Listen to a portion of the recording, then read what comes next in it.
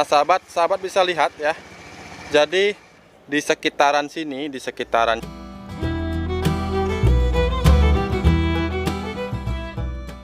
ini melon golden, kemarin saya sudah timbang, beratnya baru sekitar 700 gram.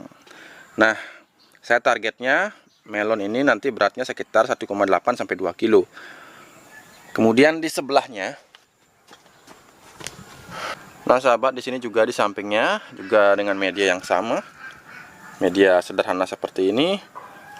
Ini juga membuat melon-melon yang ada di dalam greenhouse abal-abal ini juga berbuah dengan sangat lebat, sangat sehat, sahabat.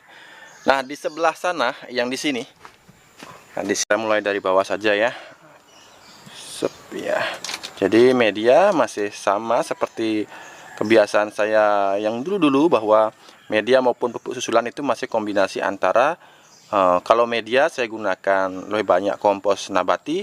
Kalau untuk pupuk susulan saya kombinasikan antara kompos nabati dengan kompos hewani. Nah, yang dari bawah kita lihat buahnya. Nah, di sini ada satu, kemudian naik lagi. Nah, ini ada yang terlambat saya pangkas buahnya sehingga jadi seperti ini, sahabat. Ukurannya hampir sama, itu sebabnya saya mau biarkan sajalah karena sudah terlalu besar juga. Nah, kemudian yang ini juga. Nah, ini karena ini satu sudah kalah dari segi ukuran, maka saya akan pangkas yang satu ini. Kita biarkan yang satu. Jadi sudah ada berapa ya tadi? 1, 2, 3, 4. Kemudian di belakangnya lagi kita lihat. Nah, ini juga ada melon yang sudah ukuran seperti ini. Nah, kita sudah potong ya ketika kita mengawinkannya, sahabat ya. 5, kemudian ini ada satu buah lagi dan ini nampaknya jadi pula. 6, kemudian di atasnya lagi 7 dan ini sudah dikawinkan dan sudah jadi pula. Nah, kemudian di belakangnya lagi ada, ini ada 8. Sebentar saya cari lagi. Kemudian juga ada semini, juga sudah saya kawinkan kemarin. Nah, kenapa saya banyak sekali membuahkan dalam satu pohon seperti ini? Sampai 8 buah melon saya biarkan saja. Nah, ini hanya sebagai eksperimen, sahabat. Berapa bobot buah nantinya yang bisa saya hasilkan dalam satu polybag seperti ini. 8 buah melon dalam satu polybag. Saya akan memberikan pupuk susulan berupa pupuk cair organik yang saya berikan untuk memacu pertumbuhan buah agar menjadi lebih besar lagi, sahabat. Sahabat akan saya ajak untuk melihat langsung bagaimana cara saya mengaplikasikannya dan pupuk apa yang saya gunakan untuk memperbesar pertumbuhan buah, memacu pertumbuhan buah. Nah, oke sahabat, di depan layar kamera sahabat, di sini saya gunakan sekitar 2 liter air kolam. Nah, kalau sahabat tidak ada kolam ikan di rumah, tidak masalah, gunakan air biasa saja. Nah, kemudian POC-nya, pupuk cair organiknya, saya gunakan yang saya buat di video ini. Nah, yaitu POC dari kulit ubi yang dimix dengan kulit pisang. Nah, silahkan sahabat tengok video itu, sehabis menonton video ini, tengok video itu, dan bisa sahabat buat pupuk seperti ini. Wajib bagi sahabat yang memiliki tanaman buah. Mau buah terong, mau itu cabai, tomat, yang penting apapun sayuran berbuah atau melon, anggur. Nah, sahabat wajib memiliki yang namanya pupuk ini, sahabat. Ini pupuk dengan kandungan kalium yang cukup tinggi, yang dimix dengan kalium yang juga terdapat di dalam kulit ubi. Jadi bukan semata-mata kulit pisang, tapi juga kulit ubi. Nah, kita campurkan dalam 2 liter air ini dengan perbandingan 1:5. Jadi 2 liter kita isikan dengan 400 ml kalau nggak salah ya. Benar ya? Ya, 400 ml. Nah, ini adalah botol 600 ml. Nah, kita akan tuangkan hampir semuanya ya, sahabat ya. Sisakan 200 ml saja. Nah, ciri dari POC kulit ubi dan kulit pisang ini bisa kita gunakan adalah ketika gas yang terkandung di dalamnya itu sudah berkurang, sahabat. Jadi sudah bisa kita gunakan. Karena gas yang terdapat di dalam POC kulit ubi ini, terlebih saya gunakan kulit ubi Cilembu, kadar glukosanya begitu tinggi, ini akan membuat gas yang sangat banyak, sahabat. Jadi saya rekomendasikan bukalah setiap 6 jam sekali, tutupnya seperti ini. Psst, seperti itu. tutup lagi, buka lagi setiap 6 jam. Atau kalau nggak mau repot, sahabat tinggal buka sedikit. Nah, seperti ini, tapi jangan sampai terbuka. Jadi gas bisa keluar melalui celah yang ada di sini, sahabat. Tapi udara yang ada di luar tidak akan masuk seperti itu. Nah, kita gunakan 400 ml. Ya.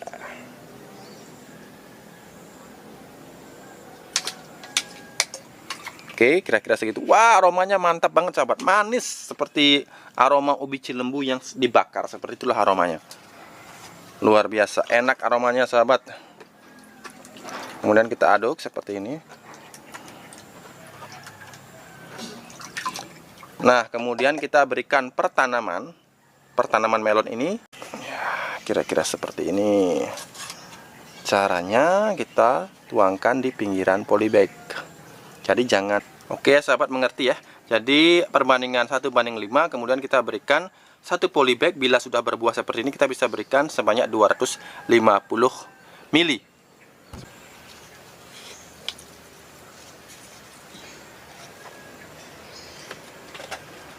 Oke sahabat, sebenarnya video kali ini saya mau memberikan tips bagaimana cara membuat pupuk daun, pupuk penyubur daun. Nah, sahabat bisa lihat, ini tanaman apa? Mentimun, sahabat. Jadi ini mentimunnya keribu. Jadi daunnya terlalu subur. Seperti ini. Sahabat bisa lihat ya. Daunnya sangat subur dan bunga-bunga sudah mulai bertumbuhan. Jadi jangan khawatir pertumbuhan vegetatif terlalu subur, karena ini juga pertumbuhan vegetatif yang subur bisa menunjang pertumbuhan generatif yang juga baik, sahabat. Jadi saling mendukung. Nah, apa resepnya agar tanaman bisa hijau royo-royo seperti ini? Meskipun ini saya di dalam greenhouse, sahabat ya. Jadi nggak kena hujan sama sekali, akan tetapi bisa tumbuh seperti ini, sahabat. Luar biasa. Apa resepnya? Saya akan membuat pupuk yang menunjang pertumbuhan vegetatif tanaman dengan sangat baik. Nah, oke sahabat, untuk mencari bahan dari pupuk organik cair ini, saya tidak akan mencarinya di kebun, sahabat. Jadi bahan ini melimpah, ada di mana-mana. Saya akan tunjukkan bahan ini ada di sekitar jalan raya, jalan gang, bisa tumbuh di mana saja. Itu sebabnya saya ingin mengajak sahabat untuk belajar mencari bahan organik pembuat pupuk cair. Seperti saat ini, saya akan menggunakan sepeda motor untuk mencarinya di luar kebun saya. Karena kalau saya cari di dalam kebun, tentu saja sudah bosan ya. Nah, kita akan cari di luar kebun saya.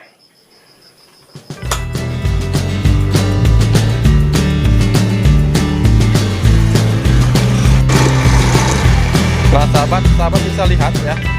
Jadi di sekitaran sini, di sekitaran jalan ini, di sepanjang jalan sampai di sana, sampai jauh, di pinggir-pinggiran tembok, ini terdapat tanaman seperti ini.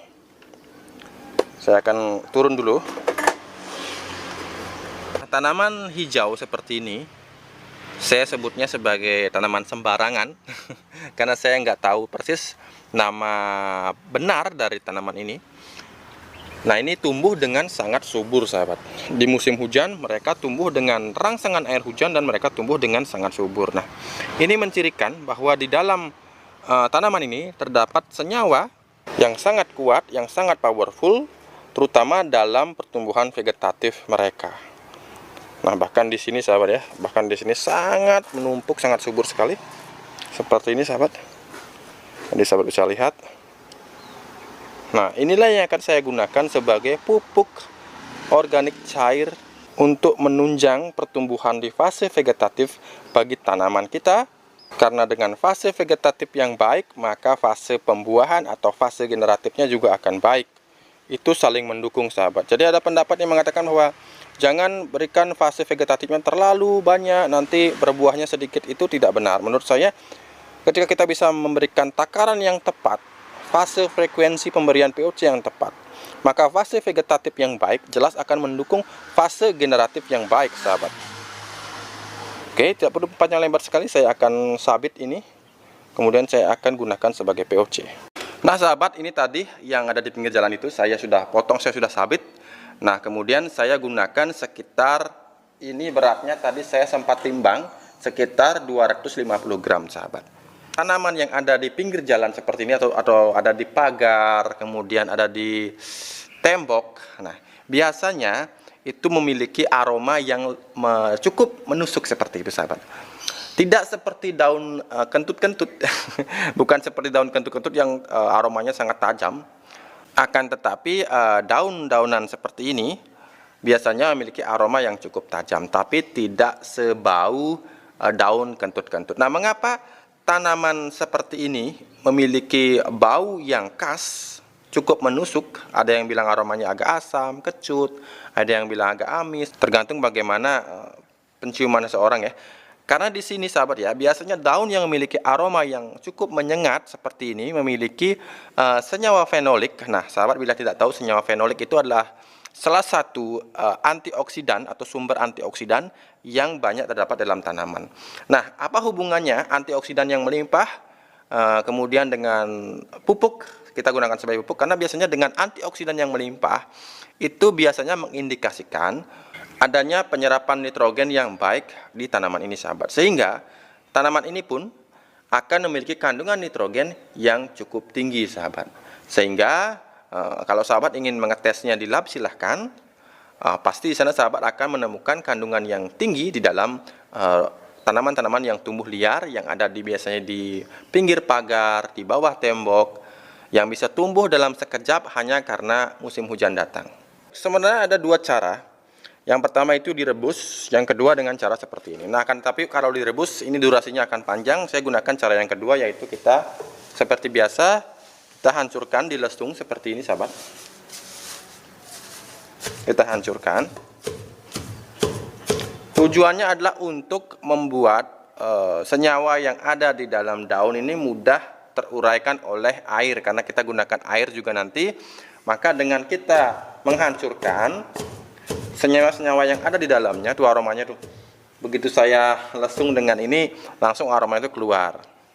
Jadi ini mengindikasikan bahwa senyawa N atau kandungan N yang ada di dalam daun maupun batang dari tanaman ini adalah sangat tinggi. Tidak perlu sampai hancur benar ya. Yang penting dia sudah memar-memar seperti itu. Seperti ini sahabatnya contohnya. Ini sudah mempermudah luruhnya dari senyawa yang ada di dalamnya. Nanti ketika kita rendam dengan air seperti itu.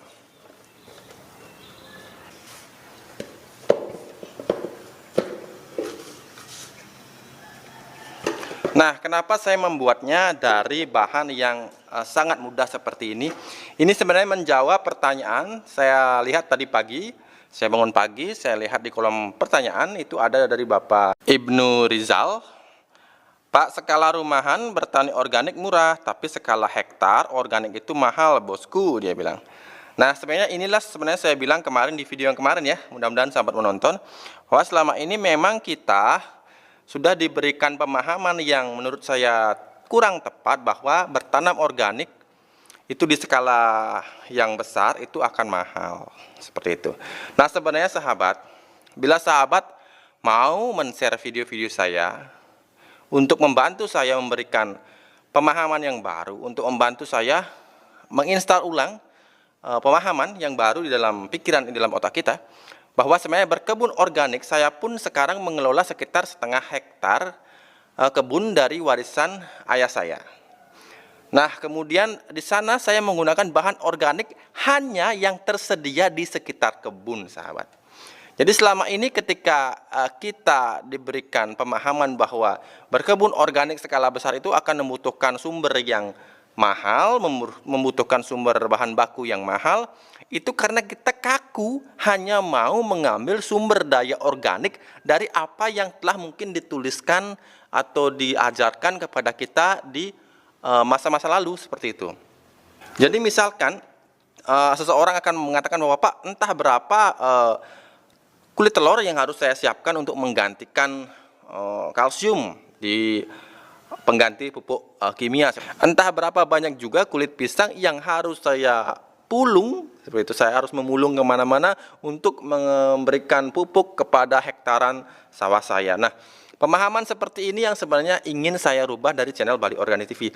Jadi berkebun organik, berternak organik, sahabat tinggal menyiapkan semua pupuk yang ada di kebun. Jadi yang kita perlu adalah alam itu sendiri. Yang kita andalkan adalah alam itu sendiri. Alamnya di mana? Di sekitar kebun, sahabat. Nah, ketika saya beternak, maka makanannya itu dari kebun saya. Kemudian ketika saya bertani, pupuknya pun dari kebun saya. Jadi di manakah letak mahalnya? Ini yang saya ingin sampaikan. Semoga sahabat yang menonton video dari Bali Organik TV bisa men-share video ini sebanyak-banyaknya di media sosial agar banyak pemahaman yang anggaplah yang lama bisa tergantikan dengan pemahaman yang baru seperti ini, sahabat.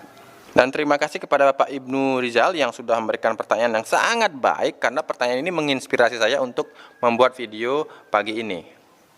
Nah, oke sahabat, kemudian 250 gram tanaman tadi kita tumbuk dan kita campurkan dengan sekitar 1 liter air, sahabat.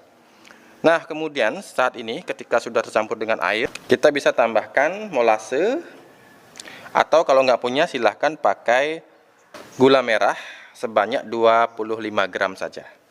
Nah, ini kita gunakan 5 mili saja molase. Segitu saja ya. Sedikit, hanya 5 mili atau 1 sendok makan molase. Kemudian kita aduk.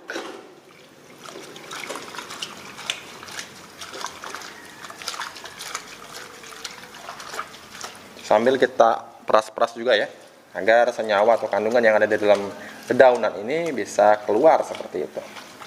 Nah, kemudian kita tambahkan sekarang M4 pertanian, atau kalau nggak ada sahabat bisa gunakan POC. POC apa aja? Atau kalau punya mol lebih baik lagi. Jadi kita juga gunakan 5 mili saja. Nah, seperti itu.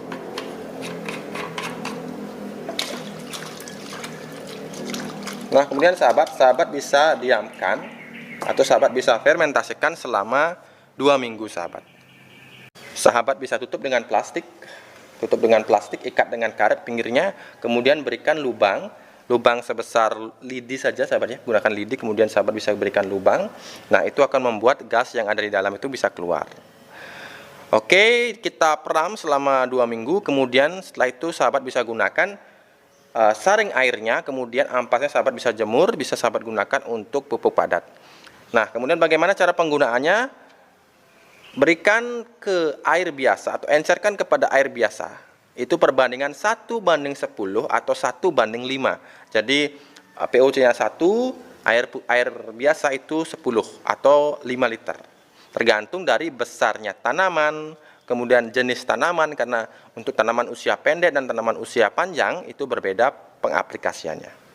Oke, cukup sekian video saya kali ini. Semoga bisa menginspirasi sahabat dimanapun berada untuk berkebun organik dengan cara yang simple. Stop ribet-ribet. Sahabat bisa manfaatkan apa yang ada di sekitar pekarangan sahabat. Tetaplah menanam hari ini agar kita bisa panen esok hari. Sampai jumpa.